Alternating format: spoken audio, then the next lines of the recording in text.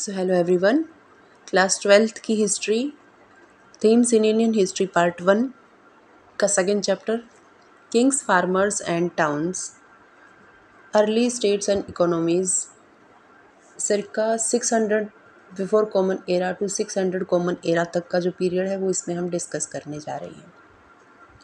तो चलिए स्टार्ट कर लेते हैं चैप्टर को। सबसे पहले तो यहाँ पे सबसे पहले आप ये देखिए कि इस चैप्टर के अंदर बताया क्या गया है। इस चैप्टर के अंदर बताया गया है कि जो ये टाइम पीरियड है 600 before common era to 600 common era, इसके बीच में कितने किंग्स या एग्रीकल्चर या टाउन की डेवलपमेंट कैसे हुई और जो हमारे महाजनपदाज थे और वहाँ पे जो इकोनॉमीज़ थी वो कैसे रेगुलेटेड थी। ओके, तो यहाँ पे इंस्क्रिप्शन दिखाया गया है सांची एमपी। ठीक है, ये कुछ इंस्क्रिप्शन क्या होते हैं, जो हार्ड सरफेस के ऊपर कुछ इंग्रेव किया जाता है उसको बोला जाता है इंस्क्रिप्शन, कुछ भी टेक्स्ट टाइप में या पिक्चर टाइप में। चलिए विदाउट एनी डिले शुरू करते हैं chapter. There were several developments in different parts of the subcontinent during the long span of 1500 years following the end of Harappan civilization। तो देखिए, एक बार रिवाइंड करने की कोशिश कीजिए कि हमने पढ़ा Harappan civilisation, Indus valley civilisation के बारे में कि उसका जो टाइम पीरियड था वो 2600 BCE से लेके और 1900 BCE तक था। ठीक है, फिर हमने देखा कि 1900 BCE से लेके 1300 BCE तक ये सभ्यता, ये सिविलाइजेशन डिक्लाइन होनी स्टार्ट हो चुकी थी। ओके, फिर IVC का जो कल्चर है उसके बाद हमने देखा कि जो वैदिक सिविलाइजेशन है वो स्टार्ट हो जाती है, उसका टाइम पीरियड रहता है। तो मैं यहाँ पे सबसे पहले तो मैं हड़प्पा का लिख देती हूँ। IVC का टाइम पीरियड था 2600 से 1900, ठीक है, BCE। उसके बाद वैदिक पीरियड का है ये, इसको दो भागों में डिवाइड किया जाता है, अर्ली और लेट। ठीक है, अर्ली वाला जो था वो है 1500 to 1000, ठीक है, लेट वाला 1000 to 500। ठीक है, अब देखिए ये जो लेटर वैदिक पीरियड था 1000 to 500 BCE before common era. Okay, I hope कि कॉमन एरा के बारे में आप सबको पता होगा। तो ये जो लेटर वैदिक पीरियड था, इसी टाइम पे 600 BCE यहाँ पे कुछ डेवलपमेंट्स देखने को मिलती हैं इस टाइम पीरियड में। 600 बिफोर कॉमन एरा, इस टाइम पीरियड में क्या डेवलपमेंट्स देखने को मिलती? तो सबसे पहले राइज ऑफ महाजनपदाज। ठीक है, कितने महाजनपदाज? Near about 16। इसका हमें कहाँ पे जिक्र मिलता है? तो एक बुद्धिस्ट लिटरेचर है, ठीक है, उसके अंदर हमें इसका अंगुत्तर निकाय जिसका नाम है, उसके अंदर हमें इसका जिक्र देखने को मिलता है। ओके, तो इस टाइम पीरियड के अंदर हम देखते हैं कि जो महाजनपदाज थे जिसके बारे में अभी हम बात करेंगे, उसके अंदर सबसे इम्पोर्टेंट या सबसे प्रोमिनेंट जो भर के आता है आज के बिहार के अंदर जो मगध है वो। ठीक है, तो वो क्यों एमर्ज होता है पावरफुल महाजनपदाज में से एक, ठीक है, उसको डिस्कस करेंगे। और थोड़ा सा डायनेस्टीज़, जो हरियाणक डायनेस्टी है या उसके बाद जो नंदा डायनेस्टी है, इनके बारे में बात करेंगे, इनके किंग्स के बारे में बात करेंगे। ठीक है, तो चलिए फिर अब शुरू कर देते हैं। हाँ, एक चीज़ और मैं आपको यहाँ पे ऐड करके बताती हूँ कि जो हमने वैदिक पीरियड का जो टाइम देखा कि 1500 to 1000 BCE, ये तो था हमारा वैदिक पीरियड। 1500 BCE से लेके 1000 BCE, और इसी टाइम स्केल के अंदर ऋग्वेद की कंपोजिशन होती है, ऋग्वेदा। ठीक है, जिसका हम अभी यहाँ पे जिक्र पढ़ने वाले हैं ऋग्वेद के बारे में। फिर उसके बाद लेटर वैदिक का मैंने आपको बता ही दिया, तो यहाँ पे ये टाइमलाइन आपको याद रखनी है। This was also the period during which the Rigveda was composed by people living along the Indus and it's tributaries. Indus की ट्रिब्यूटरीज, तो आपको लोकेशन याद होनी चाहिए थोड़ा सा ज्योग्राफी का, कि अगर ये इंडिया है तो यहाँ से इंदस नदी निकल के जाती है पाकिस्तान में। ठीक है, और इसकी बहुत सारी ट्रिब्यूटरीज हैं, जैसे कि चिनाब, झेलम, ठीक है, इंदस। और जो उसके बाद यहाँ पे आ जाती है आपकी सतलुज, बियास, रावी, ये नदियाँ, ये 5 नदियाँ जिसकी वजह से इस एरिया को पंजाब कहा गया। ठीक है, तो ये जो इंदस की ट्रिब्यूटरीज हैं, तो ऋग्वेदा जो है यहाँ के लोगों के द्वारा कंपोज किया गया ड्यूरिंग अर्ली वैदिक पीरियड। ठीक है, जिसका टाइमलाइन मैंने क्या बताया, 1500 BCE to 1000 BCE। Agricultural settlements emerged in many parts of subcontinent. अब यहाँ पे एग्रीकल्चर की डेवलपमेंट शुरू हो गई, इंक्लूडिंग नॉर्थ इंडिया। ठीक है, द दक्कन प्लेटू, आपको पता है दक्कन प्लेटू, अगर इंडिया को ऐसे हम देखते हैं रफली ऐसे, तो यहाँ से लेके ये वाला जो एरिया है दक्कन प्लेटू कहलाता है। ठीक है, so Deccan plateau and parts of Karnataka, okay, parts of Karnataka. Besides, there is evidence of pastoral populations in the Deccan and further south. इसमें इतना कुछ important है नहीं. New modes of disposal of the dead, including the making of, yes, megalithic culture का थोड़ा सा development यहाँ पे डिस्कस किया गया है कि दक्कन जो हमने अभी देखा, और जो साउथ में जो है जो मरे हुए लोग थे उनको दफन करने के लिए जो बुरियल्स थे उसमें जो है बड़े स्टोन का यूज़ किया जाने लगा, जिसको हम मेगालिथ बोलते हैं। ठीक है, तो ये सेंट्रल इंडिया और साउथ इंडिया के अंदर डेवलप हुआ from the first millennium BCE से लेके। ठीक है, तो ये टाइमलाइन हो सकता है कि आपसे पूछ ली जाए कि कब से स्टार्ट हुआ। In many cases the dead were buried with a rich range of iron tools. Iron tools रखे जाते थे, वेपन्स रखे जाते थे। तो यहाँ से हमने देखिए, हमने IVC में हम ये देखा था कि पोटरी रखी जाती थी, ऑर्नामेंट्स रख दिए जाते थे। ठीक है, यहाँ पे हमने क्या डेवलपमेंट देख ली है कि यहाँ पे बरियल जो होते थे जिसमें डेड बॉडी के साथ आयरन टूल्स एंड वेपन्स जो है वो रखे जाते थे। मतलब कि अभी आयरन की यहाँ पे इसी बीच जो डेवलपमेंट है वो हो चुकी है। ये चीज़ें याद रखने की, और आयरन आया तो वेपन आए। ठीक है, ये भी हम देखेंगे कि जब मगध की एमरजेंस होती है वो क्यों होती है, कि मगध एक पावरफुल महाजनपद कैसे निकल के आता है। ठीक है, उसमें आयरन का बहुत बड़ा रोल रहेगा। सो from 6th century there is evidence that there were other trends as well. Perhaps the most visible was the emergence of early states, जिसकी हम अभी बात करें, empires and kingdoms. Underlying these political process were other changes evident in the ways in which agricultural production was organized. Agriculture production बढ़ा, लोगों के पास पैसे आए, आयरन की भी जो है बहुतायतता बढ़ी इस एरिया में या इस रीजन में, जिससे जो है वेपन्स का डेवलपमेंट हुआ। वेपन्स की वजह से और एग्रीकल्चर की ज़मीन और एक्सपेंड करने की वजह से लोगों ने आपस में लड़ना शुरू किया।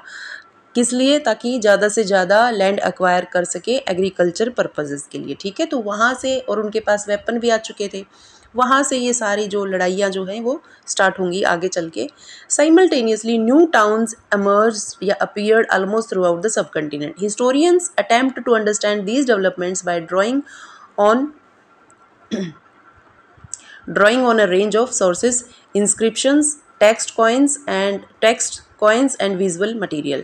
As we will see, this is a complex process. You will also notice that these sources do not tell the entire story. Okay, इसमें कुछ ऐसा है नहीं। चलिए आगे बढ़ते हैं। तो यहाँ पे हमें बताया गया है प्रिंसेप एंड पियादसी, क्या संबंध है दोनों का। तो संबंध ये है कि पियादसी किसको बोला गया है? सम्राट अशोक को, किंग अशोक। ठीक है, एम्परर अशोक को पियादसी। ठीक है, पियादसी का मतलब जिसको प्लीजेंट टू बीहोल्ड। ठीक है, इसका मतलब ये है। तो एक्चुअली क्या है कि किंग अशोक, सबसे पहले तो हम ये देखते हैं कि किंग अशोक कौन सी डायनेस्टी से बिलोंग करते थे। तो यहाँ पे हम पढ़ते हैं सबसे पहले हरियाणक डायनेस्टी, उसके अंदर नंदा डायनेस्टी, उसके बाद नंदा डायनेस्टी। ठीक है, ऐसे करते करते चंद्रगुप्त मौर्य यानी मौर्यन डायनेस्टी। मौर्यन में के अंदर हम देखते हैं कि चंद्रगुप्त मौर्यन का बेटा आता है बिंदुसार, और बिंदुसार का बेटा आता है सम्राट अशोक। ठीक है, तो ये थोड़ी सी डिटेलिंग थी। तो प्रिंसेप एक्चुअली क्या था कि जो ये सम्राट अशोक था, इसने धम्मा, ठीक है, धम्मा शुरू किया था कि भेरी घोष की जगह धम्म घोष, लोगों को उसके अंदर जो है मोरल वैल्यूज़ सिखाई जाती थी एक्टिव स्पीच में, और वो उसने जो है पिलर्स के ऊपर, स्टोन्स के ऊपर खुदवाई थी वो सारी चीज़ें, ठीक है, लोगों तक ये मैसेज पहुंचाने के लिए कि भाई अपने से बड़ों का सम्मान करना चाहिए, जो मिल्च एनिमल्स उनको नहीं मारना चाहिए, ठीक है, आपस में प्यार से रहना चाहिए, ये सब, ठीक है, इसीलिए वो पियादसी भी कहलाए। अब ये जो इंस्क्रिप्शंस थे, इनको इंस्क्रिप्शंस थे और ये जो स्क्रिप्ट जो लिखी गई थी, जिस भाषा में जो लिखे गए थे, इसको डेसिफर करने का श्रेय जाता है इस महान व्यक्ति जिसका नाम है प्रिंसेप, जेम्स प्रिंसेप। 1837 में ये डेसिफर कर लेते हैं इस इंस्क्रिप्ट को, जिसके अंदर अशोक ने अपनी सारे जो एक्टिव स्पीच थी पिलर्स के ऊपर, मेजर रोक एडिक्ट्स के ऊपर, माइनर रोक एडिक्ट के अंदर, उसको डेसिफर कर लिया। तो किसने डेसिफर किया? जेम्स प्रिंसेप ने। कब किया? 1837 में किया। किसके बारे में? सम्राट अशोक के बारे में, ठीक है। तो some of the most momentous developments in Indian epigraphy took place in 1830s। मैंने आपको डेट बता दी एग्जैक्टली 1837, ठीक है। This was when James Prinsep, ये कौन थे? Officer in mint of East India company, deciphered. क्या डेसिफर किया? कि इनकी जो स्क्रिप्ट थी वो थी Brahmi Kharosthi, two script used in the earliest inscriptions and coins. Question यहाँ से आपको क्या बनेगा कि अशोकन इंस्क्रिप्शंस में कौन सी स्क्रिप्ट देखने को मिलती है और कहाँ, ठीक है। तो एक तो हो गया कि स्क्रिप्ट जो थी वो कौन कौन सी थी? ब्रह्मी खारोश्ती, हालांकि अरमाइक भी थी, ठीक है, जो इसके अंदर इन्होंने रखा नहीं, अरमाइक भी थी, अरमाइक भाषा और स्क्रिप्ट, ठीक है, वेस्टर्न साइड में, जो हम अभी डिटेल में पढ़ेंगे। Two script used in the earliest inscriptions, ठीक है, एंड कॉइन्स, कॉइन्स के ऊपर भी। He found that most of these mentioned a king. और इन सारे इंस्क्रिप्शन, देखिए सबसे पहले तो इंस्क्रिप्शन आपको समझ में आ गया, किसी भी पिलर के ऊपर जो चीज़ लिखी या खुदी गई है उसको इंस्क्रिप्शन कहा गया, ठीक है। तो इन सभी इंस्क्रिप्शंस जो अशोक ने खुदवाए थे अपने टाइम पे, उनके अंदर एक नाम, एक राजा का नाम आया एज पियादसी, ठीक है। तो अशोक को पियादसी बोलते थे। पियादसी का मतलब था प्लीजेंट टू बी होल्ड, ठीक है, जिसको देखना अच्छा लगे। There were a few inscriptions which also refer to the king as Ashok. हाँ, एक कौन सा इंस्क्रिप्शन था? मस्की इंस्क्रिप्शन, कर्नाटका के अंदर जो है ना, उसके अंदर इसका नाम अशोक का ना, इस राजा का नाम अशोक आता है। अदरवाइज सभी में किसी में पियादसी, ठीक है, ये सब नाम। One of the most famous ruler known from Buddhist text, ठीक है। This gave a new direction to investigations into early Indian political history as Europeans and Indian scholars used inscriptions and text composed in variety of languages to reconstruct the lineage of major dynasties that has ruled in the subcontinent. तो यहाँ पे क्या बोल रहा है ये कि European जो हिस्टोरियन है या हमारे इंडिया के जो हिस्टोरियन है, उन्होंने इंस्क्रिप्शंस को और जो टेक्स्ट उन पे खुदे हैं उनको बाकायदा बहुत अच्छे तरीके से यूज़ किया है हिस्ट्री को रिकंस्ट्रक्ट करके देखने में, ठीक है। As a result the broader contour of political history were in place by the early decades of the 20th century. चलिए, subsequently scholars begin to shift their focus to the context of political history, investigating whether there were connections between political changes and economic and social development. It was soon realized that while there were links, these were not always simple. And ये भी इतना कुछ important है नहीं, ठीक है। तो सबसे पहले तो इंस्क्रिप्शन के बारे में देख लीजिए, क्या होता है इंस्क्रिप्शन। देखिए, तब से हम इंस्क्रिप्शन कर रहे हैं तो उसकी डेफिनेशन देख लेते हैं। इंस्क्रिप्शंस आर राइटिंग्स, ये लिखी हुई चीज़ें हैं, इनग्रेव्ड, जो खोदी गई हैं किसी हार्ड सरफेस पे। वो हार्ड सरफेस क्या हो सकता है भैया? हो सकता है एक स्टोन के ऊपर, ठीक है, हो सकता है एक मेटल के ऊपर, या हो सकता है कोई पोटरी है, ठीक है, कोई मटका पुटका है, उसके ऊपर जो है ये चीज़ें लिखी गई हैं, इनग्रेव की गई हैं, समझ गए। उसको बोलते हैं इंस्क्रिप्शन, जो कि एक बहुत रिच सोर्स है हिस्ट्री की लीनिएज को जानने के लिए। They usually record the achievements. इसके अंदर क्या होती थी? अब कोई भी राजा है वो अपनी अचीवमेंट तो गिनवाएगा ही, ठीक है। एक्टिविटीज़ और ideas of those who commissioned them and include the experts of kings, और डोनेशन जो उन्होंने made by women and men to religious institutions, जो भी धार्मिक पर्पजेज़ के लिए व्यक्तियों ने जो डोनेशंस की हैं वो भी लिखी गई थी, खोदी गई थी उन पे। Inscriptions are virtually permanent, definitely permanent record होते हैं ये। Some of which carry dates, कुछ एक के अंदर तो डेट भी लिखी गई। Others are dated on the basis of, कईयों की फिर जिस पे डेट नहीं लिखी गई थी उसका अनुमान लगा के डेट, और अनुमान कैसे लगाया? पैलियोग्राफी के द्वारा, ठीक है, या फिर स्टाइल ऑफ राइटिंग देख के। स्टाइल ऑफ राइटिंग कैसे भाई? पहले ए को ऐसे लिखा जाता था, लेटर ऐसे लिखा गया, तो इससे फिर अंतर आ गया कि हाँ ये अगर ऐसा लिखा मिलता है तो ये प्रिसाइज कर लेते हैं कि भैया ये जो है ये अर्ली टेक्स्ट है, ठीक है। Okay, with a fair amount of precision. For instance, example के तौर पे 250 बिफोर कॉमन एरा में लेटर ए को इस तरीके से लिखा जाता था, और उसके बाद कितने साल बाद, 250 तो ये लगा लो और 500 ये लगा लो, कितने हो गए, 500, 600, 700, 750 साल के बाद ए को ऐसा लिखा जाने लगा था, ठीक है। द अर्लीस्ट इंस्क्रिप्शंस वर इन प्राकृत। ये वेरी वेरी इंपॉर्टेंट है कि जो स्टार्टिंग के जो इंस्क्रिप्शंस मिलते हैं कौन सी लैंग्वेज में, प्राकृत लैंग्वेज में, ठीक है। अ नेम फॉर लैंग्वेज, और ये जो लैंग्वेज थी वो ऑर्डिनरी लोग जो होते थे, आम जनता जो थी वो यूज़ करती थी ये प्राकृत को। एक्चुअली जो इस टाइम पे जहाँ पे जब प्राकृत आम जनता यूज़ करती थी उस समय पे संस्कृत जो थी ना, संस्कृत से ही प्राकृत आई है, ठीक है। वो दोनों डिफ़िकल्ट हैं। तो संस्कृत को तो हायर जो नोबल लोग होते थे, राजे महाराजे ब्राह्मण, ये लोग यूज़ करते थे, और संस्कृत का ही एक अपभ्रंश बोल सकते हैं आप प्राकृत है। प्राकृत को कॉमन लोग जो हैं वो यूज़ करते थे, ठीक है, प्राकृत भाषा को। नेम्स ऑफ रूलर्स जैसे कि अजातशत्रु है एक्चुअली वो, and Ashoka, known from Prakrit text, ठीक है, and inscriptions have been spelled in their Prakrit form in this chapter. You will also find terms in language such as, बिल्कुल, और लैंग्वेजेस का भी जिक्र हम पढ़ेंगे इसमें, जैसे पाली लैंग्वेज है, तमिल लैंग्वेज है, संस्कृत है, विच वर टू, जिसमें इंस्क्रिप्शंस और टेक्स्ट जो है लिखे गए। तो अर्ली जो इंस्क्रिप्शन थी वो प्राकृत में थी, बाद वाली जो है संस्कृत में भी मिली, पाली में भी मिली, ठीक है। It is possible that people spoke in other language as well even though these were not used for writing. तो हो सकता है कि वो राइटिंग के लिए यूज़ ना की जाती है, लेकिन लोग फिर भी उसमें वार्तालाप करते थे, ठीक है, उसको यूज़ करते थे। ओके, नाउ ओके, तो इसमें अभी हम देखने वाले हैं द अर्लीस्ट स्टेट्स, ठीक है। तो अर्लीस्ट स्टेट में मैंने बताया आपको कि 16 महाजनपदास थे, तो मैं सबसे पहले आपको वो 16 महाजनपदास दिखा देती हूँ कि वो यहाँ पे इस फिगर के अंदर आपको दिखेंगे, ठीक है। 16 एक्चुअली जनपदास क्या होते हैं और महाजनपदास क्या होते हैं वो मैं आपको थोड़ा सा बताने की कोशिश करती हूँ। तो देखिए, ग्रह होता है, ग्रह मतलब घर, ठीक है।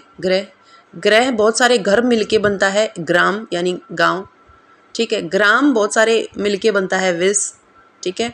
विस बहुत सारे मिलके बनता है जन, ठीक है।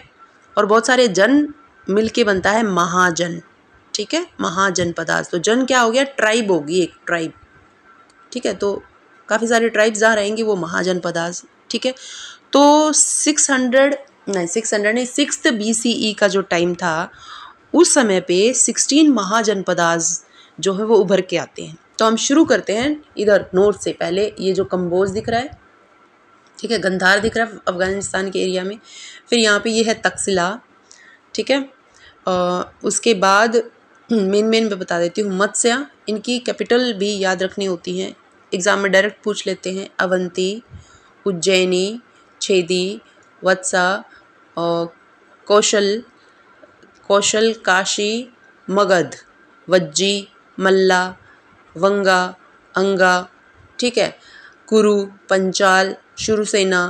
अब यहाँ पे एक क्वेश्चन तो आपको ये बनेगा कि साउदर्न मोस्ट कौन सी है, तो साउदर्न मोस्ट है ये अशमक, दिख रही है साउदर्न मोस्ट। ये एक क्वेश्चन आया भी था एक एग्ज़ाम में कि जितनी जो 16 महाजनपदास हैं उनमें साउदर्न मोस्ट कौन सी है, तो अशमक जो है वो साउदर्न मोस्ट महाजनपद है आउट ऑफ 16 महाजनपदास।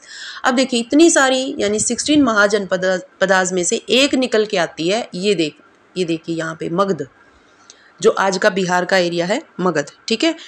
ये जो है सबसे पावरफुल, क्यों वो भी देख लेंगे अभी, ठीक है। दो 16 mahajanapadas. The 6th century BC is often regarded as a major turning point in early Indian history. It is an era associated with early state cities, the growing use of iron आ गया, the development of coinage शुरू हो गई भाई। It also witnessed the growth of diverse system of thought including Buddhism, Jainism भी इसी time पे उभर के आता है। अर्ली बुद्धिस्ट एंड जैन के जो टेक्स्ट थे जो हम आगे पढ़ेंगे अगले आने वाले चैप्टर्स में, mention amongst other things 16 states, जिसको महाजन मैंने अभी बताया, निंगुत्तर इकाई एक बुद्धिस्ट टेक्स्ट है, वहाँ से हमें वर्णन मिलता है कि 16 महाजनपद होती थी उस समय पे। Although the list vary, some names such as Vajji, Magadha, Kosala, Kuru, Panchala, Gandhara, Avanti occur frequently. Clearly there were these were amongst the most important mahajanapadas में इनका नाम है। While most mahajanapadas were ruled by kings, राजा होते थे, लेकिन कुछ जो होते थे ना, देखो 16 में से कुछ में तो भैया डायरेक्ट राजा का रूल होता था, ठीक है, 16 में से कुछ तो राजा ही रूल करता था। कुछ जो होते थे सम नोन एज गण या संघ, जहाँ पे गण या संघ, ठीक है, गण या संघ, यहाँ पे क्या होता था ओलिगार्की। ओलिगार्की क्या होती है कि कुछ ग्रुप ऑफ पीपल अपने आप को राजा कहेंगे और वो रूल करेंगे रेदर देन कि एक ही राजा हो, ठीक है। तो उसमें ग्रुप ऑफ पीपल होगा जो कि रूल करेगा। समझ आया क्या? गण और जो संघ है और जो अंडर किंग जो भी प्रोविंसेस थी उसको रूल किया जाता था, ठीक है। Where power was shared by number of man often collectively called rajas. Both Mahavira and Buddha belong to such gana. बिल्कुल, जो जैनिज्म जहाँ से निकल के आया और बुद्धिज्म जहाँ से निकल के आया, तो सिद्धार्थ गौतम, ठीक है, ये सब जो हैं इनके जो फादर थे वो कहाँ से बिलोंग करते थे? गण से, ठीक है। In some instance as in the case of Vajji sangha the raja probably control resources. तो वज्जी संघ की बात बता रहा है कि वहाँ पे जो राजा था प्रोबेबली वो कंट्रोल करता था जो लैंड था, ठीक है, कलेक्टिवली उसके सारे रिसोर्सेज को। Although their histories are often difficult to reconstruct due to the lack of sources, some of these states lasted for nearly 1000 years, ठीक है। तो each mahajanapada had a capital city, बिल्कुल, ठीक है, विच वॉज ऑफन फोर्टिफाइड। और जो capital city होती थी वहाँ पे मेन राजा जो है वो रहता होगा, और वो रहता था तो किलेबंदी करके रहता था, ठीक है, मतलब अपने जो पैलेस था उसका, उसके चारों तरफ दीवार, इसको बोलते हैं फोर्टिफिकेशन, ठीक है। Maintaining these fortified cities as well as providing for incipient armies, वहीं पे आर्मी होती थी, वहीं पे ब्यूरोक्रेसी रिक्वायर्ड रिसोर्सेज, ठीक है। फ्रॉम सिक्स्थ है, एक सेकेंड, देखिए जनपदाज के बारे में देख लो पहले। मीन्स द लैंड वेयर अ जन क्या था मैंने बताया? Tribe set its food. पद, पद मतलब पैर, जहाँ अपने कोई भी ट्राइब का जहाँ अपने पैर जमाएगी, कोई भी ट्राइब जहाँ अपने पैर जमाएगी उस एरिया को जनपद कहा गया। ये कौन सी भाषा का है? वेरी इंपॉर्टेंट, प्राकृत का भी और संस्कृत का भी। मैंने आपको ऑलरेडी बताया था संस्कृत से ही प्राकृत आई है, ठीक है। ओके, सो 6th century कहाँ गया? BCE onwards, Brahmins begin composing Sanskrit text known as, अभी देखिए क्या था कि जो अर्लीस्ट इंस्क्रिप्शन थी वो प्राकृत भाषा में थी, ठीक है, लेकिन जब ब्राह्मण पढ़े लिखे लोग होते हैं वो थोड़ा डिफिकल्ट लैंग्वेज संस्कृत को यूज़ करते थे, और उन्होंने संस्कृत की टेक्स्ट जो लिखे उनको नाम दिया गया धर्म सूत्र, ठीक है। These laid down norms. अब इन धर्म सूत्र के अंदर क्या लिखा गया था? जो ब्राह्मणों ने कंपोज की थी संस्कृत में, उनमें लिखा क्या गया था? उसमें लिखा गया था कि जो राजा है उसको कौन कौन से नॉर्म्स के हिसाब से चलना चाहिए, कौन कौन से नॉर्म्स के हिसाब से उसको रूल करना चाहिए, as well as for other social categories के लिए भी लिखा गया था। जैसे क्षत्रियस के लिए कि क्षत्रिय होने के नाते राजा की क्या रूल, क्या मतलब ड्यूटी बनती है, तो क्या ड्यूटी बनती है कि प्रजा की रक्षा करना, ठीक है। Ruler were advise to collect tax. तो इस धर्म सूत्रों के अंदर क्या लिखा गया था कि रूलर को सलाह दी जाती थी कि भैया आपका काम है कि आप कलेक्ट करें tax and tribute from cultivator, जो लोग खेतीबाड़ी करते हैं, जो ट्रेडर्स हैं, व्यापार करते हैं, जो आर्टिसंस हैं, कलाकार हैं, उनसे आप क्या कलेक्ट करेंगे? टैक्स कलेक्ट करेंगे, और बदले में आप उनकी रक्षा करेंगे एनिमीज से, ठीक है। Now were resources also procured from. अब ये एक क्वेश्चन है कि जो चरवाहे होते थे और जो फॉरेस्ट पीपल होते हैं, क्या उनसे भी टैक्स वगैरह या रिसोर्सेज जो हैं वो प्रोक्योर किए जाते थे? तो ये इसने क्वेश्चन मार्क के साथ छोड़ दिया है। We do not really know, क्योंकि हमें इतना पता नहीं है। What we do know is that raids on neighbouring states were recognised as a legitimate means of acquiring wealth. मान लीजिए आप इस एरिया में रह रहे हैं और यहाँ के आप राजा हैं, ठीक है, और अगर आप यहाँ पे इस एरिया को अटैक करते हैं तो उन धर्म सूत्रों में जो ब्राह्मणों ने कंपोज किए थे उनमें लिखा गया था कि वो बिल्कुल जायज़ है, वो कोई गलत चीज़ नहीं है। आप वेल्थ के लिए अगर आप दूसरे उस पे एरिया पे अटैक करते हो तो वो जायज़ है, लेजिटिमेट बताया है उसको, means of acquiring wealth. Gradually some states acquired standing army.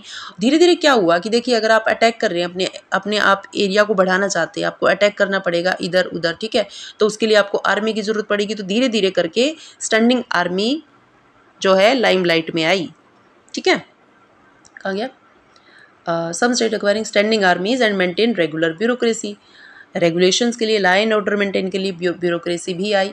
Others continue to depend on militia recruited more than often than not from the peasantry. कई बार क्या होता था कि जब लड़ाई होती थी तभी पिजेंट्री में से ही लोगों को बुला के जो है युद्ध के लिए बुला लिया जाता था और फिर वापस भेज दिया जाता था। तो ये दोनों तरह के जो है पॉसिबिलिटीज़ थी, ठीक है। अब ओलिगार्की मैं ऑलरेडी आपको बता चुकी हूँ कि जहाँ पे पावर जो है वो एक ग्रुप ऑफ मैन जो है वो करते हैं एक्सरसाइज, ठीक है। चलिए अब इसमें से मगध के बारे में बात कर लेते हैं। फर्स्ट अमंग अस द 16, सबसे पावरफुल उभर के आई मगध, ठीक है। तो between 6th and 4th century BCE, इस टाइम पीरियड में 6th BCE से लेके 4th BCE ये जो टाइम पीरियड था, इस टाइम पे मगध जो है वो उभर के आया as the powerful mahajanapada. Present day Bihar में आता है Magadha. Became the most powerful. Modern historians explain this development in a variety. ऐसा क्यों हुआ? तो देखिए यहाँ पे रीज़न बता दिए गए हैं। डायरेक्टली पूछ ले जाते रीज़न, या तो प्री में या फिर मेंस में पूरा ही क्वेश्चन आ जाता है कि why Magadha was the first among us the 16, ठीक है। तो Magadha was the region where agriculture was especially productive. वहाँ की जो मिट्टी थी, गंगा यमुना, ये जो गंगा की जो ट्रिब्यूटरी उसके द्वारा सींची गई ये ज़मीन थी, एलुवियल सॉयल, जो लोमी सॉयल होती है जो एग्रीकल्चर के लिए बहुत अच्छी होती है, वो यहाँ पे डिपॉजिटेड थी। तो एग्रीकल्चर के लिए बहुत सूटेबल जगह थी ये। तो जो लोग जो भी क्रॉप्स बोते थे, पैसा आता था उनसे, तो पैसा था तो इसलिए जहाँ पे पैसा होगा इकोनॉमी डेवलप करेगी, समृद्ध हो जाएंगे वो जो पर्टिकुलर एरिया है, ठीक है। उसके अलावा हम देखते हैं कि हमारे इंडिया में आयरन ओर जो है वो भी इसी जगह पे मिलता है जो आज का झारखंड है, ठीक है। पहले झारखंड नहीं था, झारखंड तो 2000 में आया है, ठीक है। पहले इसको बिहारी बोलते थे। वहाँ पे आयरन माइंस जो है बहुत सारी हैं, ठीक है। And provided resources. अब ये आयरन से टूल्स बनेंगे खेती में यूज़ करने के लिए, एग्रीकल्चर में प्लो वगैरह हैं, ठीक है, कल्टीवेटर्स वगैरह, वेपन्स ये भी डेवलप होंगे। तो सीधी सी बात है कि वो एक पर्टिकुलर एरिया जो है वो समृद्ध होता चला जाएगा। और तीसरी चीज़ थी elephant, in important component of army. पूरी एक अलग से जो है, जैसे कैवलरी इन्फेंट्री होती है, ऐसे ही एलिफेंट्स की भी एक फौज होती थी।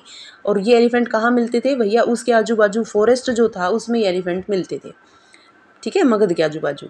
Also Ganga and it's tributaries provide a means of, हाँ बिल्कुल, ये जो नदियाँ थी इससे कम्युनिकेशन भी अच्छा हो जाता था, रोड की ज़रूरत नहीं पड़ती थी कि कश्ती डाली उसमें और जो है एक जगह से दूसरी जगह पहुँच गए, ठीक है। However early Buddhist and Jain writers who wrote about Magad attributed its power to the policies of individuals. Ruthless, ambitious kings of whom, अब एक तो ये तो देखो क्या क्या रीज़न बताया। एक तो बताया कि मगध एग्रीकल्चर ज़मीन थी, दूसरा यहाँ पे जो आयरन माइंस थी वो काफ़ी ज़्यादा थी, तीसरा एलिफेंट्स थे, और चौथा जो है कि यहाँ के जो राजा थे, किंग थे, वो एक्सपेंशनिस्ट एटीट्यूड के थे। वो चाहते थे कि भैया हम जो है अपने रीजन को क्या करें, एक्सपेंड करें। और उसके अंदर सबसे पहली डायनेस्टी हरियाणिक डायनेस्टी, ठीक है, जिसमें बिम्बिसार, फिर अजातशत्रु, फिर उसका बेटा उज्जैन, फिर ठीक है, फिर शिशुनाग डायनेस्टी, ये लोग सारे एक्सपेंशनिस्ट थे, okay. So Magadha was region where agriculture, ठीक है, ये हो गया। एलिफेंट का हो गया। However early Buddhist and Jain writers who were about Magad attributed its power to policies of individuals। हाँ, तो कैसे थे राजा? Ruthlessly ambitious kings of, Bimbisara बता दिया मैंने, बिम्बिसार का बेटा था अजातशत्रु, उसका बेटा उज्जैन, और फिर आगे थे पुष्यमित्र, नहीं महापदम नंदा डायनेस्टी, ठीक है। एंड देयर मिनिस्टर्स, वो भी who help implement there policies. Ruthless policies थी भैया, कुछ हो जाए पैसा चाहिए। इन पॉलिसीज़ को इम्प्लीमेंट करने के लिए उनके पास मिनिस्टर्स भी थे इनिशियली। अब देखिए यहाँ पे एक क्वेश्चन आएगा, हरियाणिक डायनेस्टी जो बिम्बिसार से शुरू होती है, उस समय पे कैपिटल कौन थी? कैपिटल थी राजगृह। देखिए राज और ग्रह, ग्रह क्या बोलते हैं? घर, तो राजा का घर, तो बेसिकली राजगृह यानी कि राजा हाउस ऑफ द किंग, ठीक है। लेकिन इस कैपिटल को चेंज करता है कौन? उज्जैन। उज्जैन कौन था? बिम्बिसार, बिम्बिसार का बेटा अजातशत्रु, अजातशत्रु का बेटा उज्जैन। उज्जैन जो है वो राजगृह से जो कैपिटल है वो शिफ्ट कर देता है पाटलिपुत्र, आज का पटना, ठीक है। उस टाइम पे इसको कुसुमपुरा भी बोला जाता था। तो ये थोड़ी सी एक्स्ट्रा इन्फॉर्मेशन है आपके लिए, आप चाहें तो इसको नोट डाउन कर सकते हैं साइड में, ठीक है। सो इनिशियली राजगृह, और राजगृह जो है प्राकृत भाषा का name for present day Rajgir in Bihar was a capital of Magadha. Starting में राजगृह थी। Interestingly the old name means, इसका मतलब क्या था इसका, राजगृह का house of the king.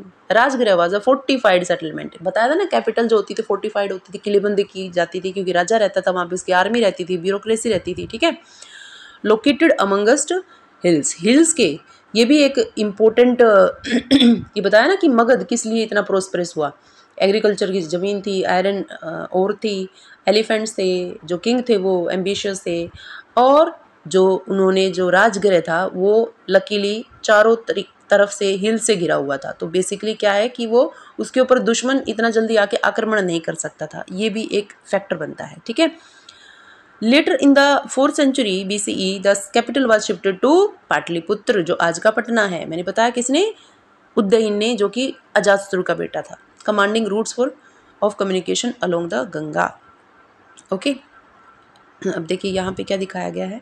Rajgriha नहीं है ये, Rajagriha, fortification walls of Rajagriha दिख रहा है, ये देखिए ये वाल, ये रही। ओके, तो किस लिए बनाई जाती थी ये वॉल्स? भैया सीधी सी बात है, एनिमी से खुद को, एनिमी है वाइल्ड एनिमल्स, इनसे खुद को बचाने के लिए। ओके, अब हम बात कर लेते हैं लैंग्वेज की और स्क्रिप्ट की। तो मैंने स्टार्टिंग में बताया था कि जेम्स प्रिंसेप, जिसने डेसिफर किए थे ये सारे इंस्क्रिप्शंस ऑफ अशोकन एरा, तो मोस्ट अशोकन इंस्क्रिप्शंस वर इन, वो कौन सी भाषा में थे? प्राकृत लैंग्वेज में, ठीक है। तो अगर हम इंडिया को ऐसे देखें, हालांकि इतना अच्छा नहीं है बट एडजस्ट कर लेना थोड़ा सा ऐसे, ठीक है। तो हमारा ये वाला जो एरिया है नॉर्थ वेस्ट का, और ये वाला जो एरिया है नॉर्थ ईस्ट का, तो देखिए प्राकृत लैंग्वेज सब कंटिन्यू, यहाँ पे इस नॉर्थ वेस्ट के एरिया में अरामिक, कहाँ गई, अरामिक एंड ग्रीक लैंग्वेज और स्क्रिप्ट देखने को मिली। Most Prakrit inscriptions were written in Brahmi, और जहाँ पे प्राकृत थी तो उसके लिखने के लिए ब्राह्मी स्क्रिप्ट यूज़ की गई थी। लैंग्वेज कौन सी थी? प्राकृत। और स्क्रिप्ट कौन सी थी? ब्राह्मी। ये तो समझ में आता है क्योंकि हिंदी हम जब लिखते हैं तो हिंदी में हम लोग बोलते हैं कि लैंग्वेज है हिंदी, लेकिन स्क्रिप्ट कौन सी है? देवनागरी। ऐसे ही प्राकृत लैंग्वेज है और उसकी स्क्रिप्ट है ब्राह्मी। ओके, और ग्रीक और अरमाइक क्या हैं? दोनों स्क्रिप्ट भी हैं और लैंग्वेज भी। However some in the north west were written in Kharosthi. North west के अंदर अभी बताया था ना जो रीजन, वहाँ पे खारोश्ती के अंदर भी देखने में। The Aramaic and Greek scripts were used for inscription in Afghanistan. Kandahar वगैरह का जो एरिया हमने देखा था ना, वहाँ पे जो स्क्रिप्ट मिली वो कौन सी भाषा में मिली? ग्रीक और अरमाइक में, ठीक है। ओके, अब यहाँ पे देखेंगे कि एन अर्ली एम्पायर, किसकी बात करेंगे हम? मगध की। तो the growth of Magadha culminated in the emergence of Mauryan empire. तो हमने देखा कि हर्यनक डायनेस्टी के बिंबिसार, फिर अजातशत्रु, फिर उज्जैन, फिर नंदा, और जो नंदाज के बाद थे जो धनानंद था, उसके बाद आता है हमारा चंद्रगुप्त मौर्य। कब आता है? 321 BCE में, ठीक है। चंद्रगुप्त मौर्य का बेटा बिंदुसार, बिंदुसार का बेटा अशोक। ये क्रोनोलॉजी है जो आपको याद होनी चाहिए। So Chandragupta Maurya who founded the empire, कौन से एम्पायर? मौर्यन एम्पायर, ठीक है। कब? डायरेक्ट क्वेश्चन आया एग्जाम में, डायरेक्ट, ठीक है, कि कब। तो 321 before common era. Extended control as far north west as, कहाँ तक इसने पूरा एरिया जो घेर लिया था? अफगानिस्तान, बलूचिस्तान जो पाकिस्तान का एरिया है। And his grandson Ashoka arguably the most famous ruler of early India conquered, उसने एक ही युद्ध लड़ा था कलिंग का, यानी उड़ीसा जो आज है प्रेजेंट डे। तो देखिए अफगानिस्तान से लेके और उड़ीसा तक, तो काफ़ी लंबा जो एम्पायर था इनका विस्तृत था, ठीक है। फाइंडिंग अबाउट द मौर्याज, तो मौर्याज के बारे में थोड़ा, historians have used to variety of sources to reconstruct the history of Mauryan empire.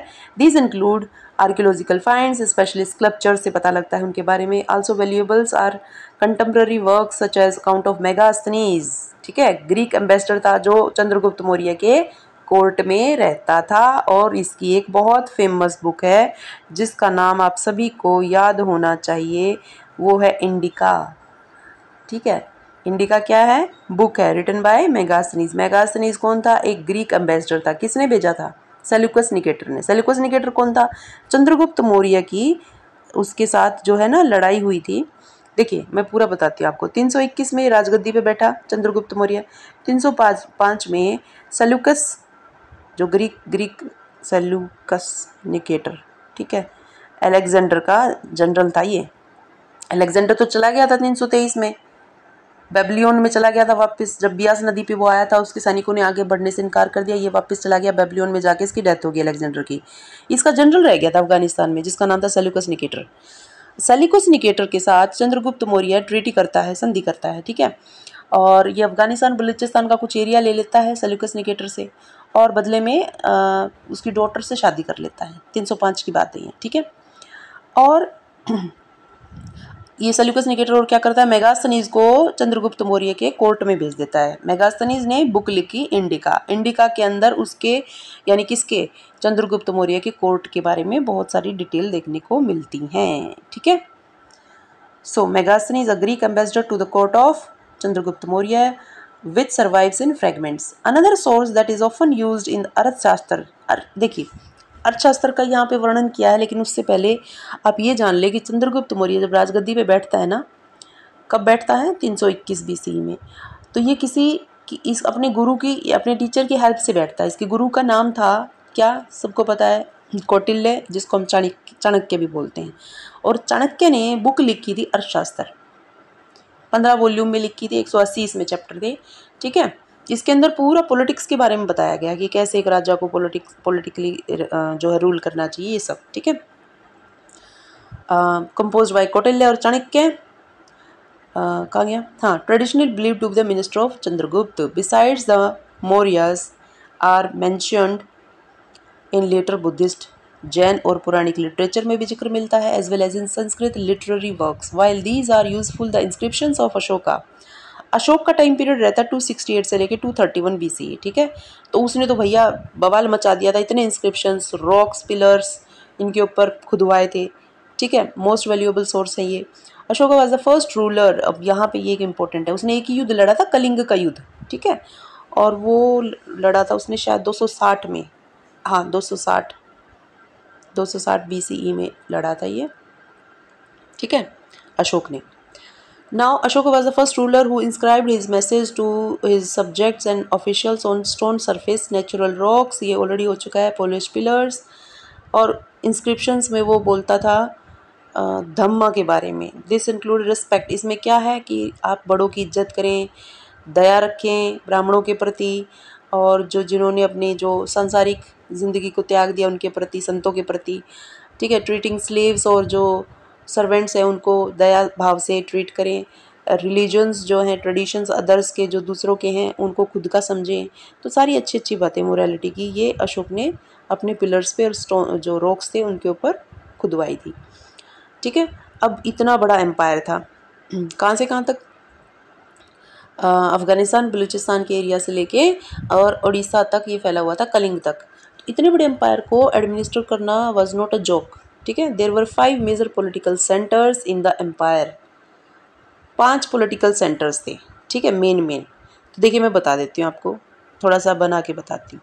ये अगर मैं इंडिया को, मुझे इंडिया नहीं भाई ड्रॉ करना आता, कितनी कोशिश कर ली। देखिए ये है मगध, ठीक है। मगध से इधर नॉर्थ में चले जाओ तक्षशिला, ठीक है। इधर आ जाओ वेस्ट में तो इधर उज्जैन, ठीक है। इधर साउथ में आ जाओ तो इधर हो जाएगा सुवर्णगिरी, कर्नाटका के अंदर, ठीक है। याद रखनी है ये चीज़ें, इसमें से डायरेक्ट क्वेश्चन आते हैं, ठीक है। और इधर आ जाओ उड़ीसा में तोसली, ठीक है। तो कुछ और बच गया क्या? नहीं ना, तक्षशिला हो गया, उज्जैन हो गया, सुवर्णगिरी हो गया, तोसली हो गया, और मगध तो है ही है। तो ये 5 मेन पॉलिटिकल सेंटर्स थे, ठीक है। तो कैपिटल कहाँ थी? कैपिटल हम ऑलरेडी जान चुके हैं, पाटलिपुत्र, जिस आज का पटना जो है।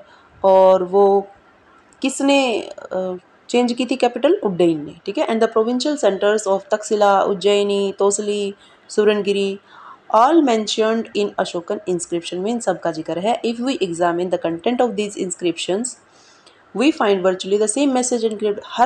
हर जगह जो है एक ही मैसेज खुदवाया गया था, ठीक है। पाकिस्तान से लेके आंध्र प्रदेश, उड़ीसा, उत्तराखंड, ठीक है, कलसी, उत्तराखंड में जो कलसी है ना, वहाँ। Could this vast empire have had a uniform administrative system. लेकिन इतना बड़ा एम्पायर जो था, क्या इसका एडमिनिस्ट्रेटिव सिस्टम जो है वो यूनिफॉर्म